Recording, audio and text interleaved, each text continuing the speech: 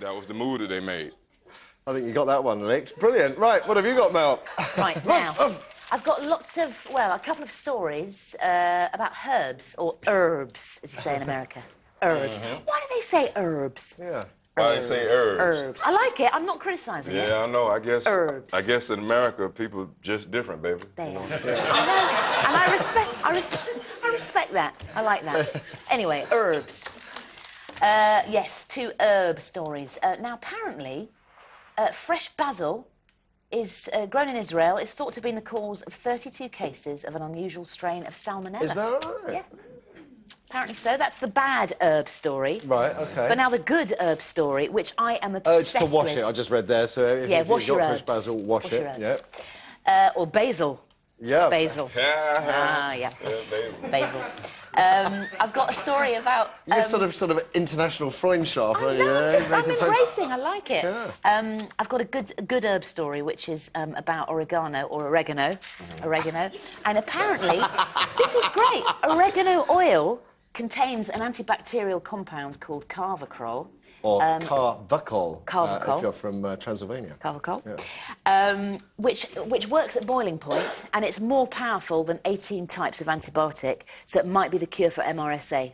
Simple oregano. Unless it's better than the 18 most ineffectual antibiotics, in which case it won't be much cop at all, will it? Absolutely. But that's quite amazing, though. A simple herb can be used, possibly, to clean every hospital in this country, which, let's face it, would be a darned good thing. Yeah. They're not impressed. I'm really impressed by that. Get over it, Mel. Sorry. Now, this is a good one. OK, look at this picture of this person, this old, slightly weedy-looking bloke with glasses. Okay. Who do you think that is? Does anyone know? Familiar? Very, very famous. Global superstar. Someone's doing a mime in the audience. They're doing a sort of stirring mime. I can't... Got any ideas, No. Reggie? Corky? I know the answer, so... Gang, it's Brad Pitt. That is Brad Pitt in his new movie. Apparently it's going to sweep the Oscars next year. It's called A Curious Case... He hasn't got much of a body, has he, at all, really? Well, do you think did they airbrush that body on? Because he looks very, very weedy. Surely he's more built than that. I don't want to boast, but I reckon I've got a better body than Brad Pitt. I know you have. And I've got a bit of a pot belly and everything. Yeah. But I don't trying to pretend to be playing an older man. Yeah. You can't pretend to make your body look different. I mean, the last time I saw Brad Pitt in the nude, he looked a lot better than that the last time I saw him in the nude. So I don't know. It's strange. That's what Angelina Jolie's got to look forward to in about 40 years' time. Well, you know, that might be Angelina Jolie's fault. Yeah. So, you know... Yes. Sucking the life out of him. Right. So anyway, that's his new film, The Curious Case of Benjamin Button. I just wanted to show a picture of Brad looking a bit rough, because we always see him looking quite good. So. Nicely done. And what have you got, Simon? Well, I've got some stories this morning.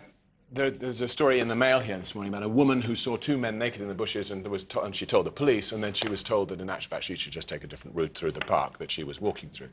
And you know, this is a pretty...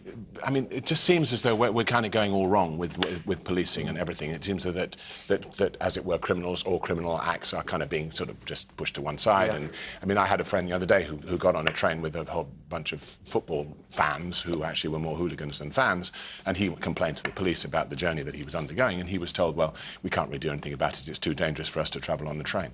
And so, well, what about the poor people who are actually not the football people trying to travel on the plane? And they were getting actually no kind of shift at all. So, I mean, I don't know what's causing the problem in terms of whether it's money, time, or whatever, but we are not getting the service we need. And this lady in Lancashire was told that she should walk and take a different route if there's a whole bunch of sexual activity going on in the bushes. When we last discussed it, I think the police line then, this was only a month or so ago, the police line was that it would be upsetting to the gay community if they were to crack down on cottaging. And yet, as I said, most of the gay people I know don't do anything like that. Exactly. I mean, and that just seems insulting to the gay community to suggest that this section of it is representative of all gay people. I think that's a very important thing, and it is actually an arrestable offence. Yeah. And we have had plenty of famous cases, in fact, of people who've been caught doing these sort of things, and they've got into a lot of trouble for it and had very difficult times as a result. The council, I think, was it Lincolnshire? I think it was in Lincolnure. I might be wrong. No, it was in Shropshire. Council in Shropshire that was basically encouraging wardens to stop any single men seen walking through the park in case they were paedophiles, right? So just by virtue of being a single man walking through a park, the aspersion was cast that you could be a paedophile, OK? So totally innocent behaviour being effectively punished, and then you have illicit behaviour being excused. Being let go. There is no norm and there's no standard. And the point that you were making is that they are saying don't expose people in case they lose their jobs as a result of their sexuality and their activities being, you know, and you can't, come on. I mean, I don't know, man. I have a feeling we might be getting a little too sensitive about certain things, man. If I was walking through the park and I saw a couple of naked women, I wouldn't go tell the police. I just let them people live the way they want to live, you know. And indeed, you might be encouraged to walk in that park again. I'm saying, man. But on the other hand, if you were walking with your 3-year-old child, you probably wouldn't feel quite the same way. Well, I mean, my 3-year-old child, my dad always believed that if I was old enough to form a question, then I was old enough to get an answer of some kind. Yeah. And good philosophy. Very good. So, I like that. So if I was with my child and my child like, Daddy, what them 2 men doing naked? And I say, well, son, them 2 men often will be thought as gay, but they probably not gay. They just probably men who really like having sex, but they can't get women. So, because gay men don't really do that. We're going to have a very informed Yeah, child. we are. Let's jog on. What else have we got? Well, the next one is I mean, and here we are at the end of the line stories, but this is the Primark effect, which they're saying is that disposable clothing is causing a monumental problem with waste recycling. It's got, apparently, textiles have gone from 7% to 30% in a very short amount of time of discardable clothing, because you're only paying £5–10 and you go, but it doesn't work, it's whatever. Just throw it away. But actually what Asda is saying, who have their relatively cheap line in George, are saying that actually what they're seeing is people are becoming more discriminatory. They want to spend money and keep the clothes and also have them cheap, so they have to make them better, and they're demanding quality. Quite what they're doing about the landfill problem, I don't know, because that's not really Like being in resolved. Sound of Music, which Corky is in at the moment as Captain Von Trapp, like Maria did, get your curtains down off the rails and play close out the curtains. Seriously. There we are. Thank you. He's on my side. Did you ever think about Blue Peter? Was that on your mate, Yes, don't it was even in get your... me on the Yeah, subject. I love the Peter. Or when you leave the Abbey, you go out in the old postulant's clothes so that they keep recycling. Exactly. The Sound of Music has got a lot to teach us. So they don't really answer what we're doing with the landfill problem that we're obviously creating. But if all the textiles were in landfill, the ground would just be more spongy as you walked over. Better for everyone, perhaps. And the final story is about...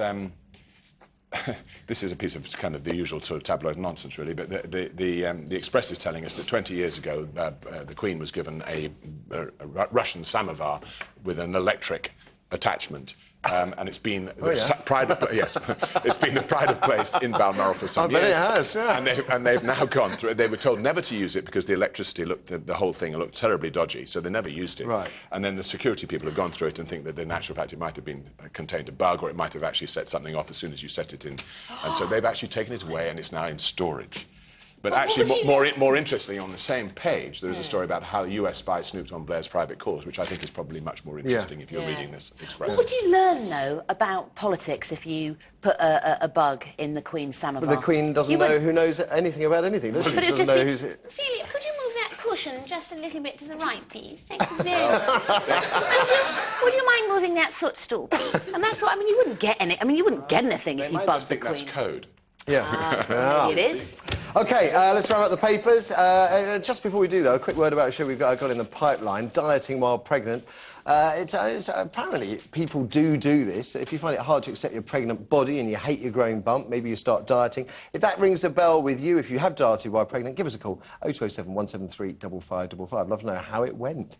Anyway, after the ads, is Gordon Brown to blame for yesterday's budget horrors? I mean, someone must be to blame. We kind of walked blindly into a financial crisis of this magnitude. Even the Queen is asking, why didn't no one else... Did you do it? Why did no one else see this coming? Why did no one understand what was going on? Sorry, that wasn't so good. That wasn't so good You put that me time. under pressure. Yeah. You put me under pressure, I appreciate that. Sorry. Do you believe, as Alistair Darling does, that his emergency measures will get the economy back on track by next Christmas? And what if it isn't? 0207 173 5555 is the number for your thoughts. If you've got something to say on yesterday's budget from hell, we want to hear it. Your calls after some nice people try and part you from what's left of your cash. Back in a moment. The most money the government has ever borrowed was during the Second World War. Is that true or false? Find out the answer after the break.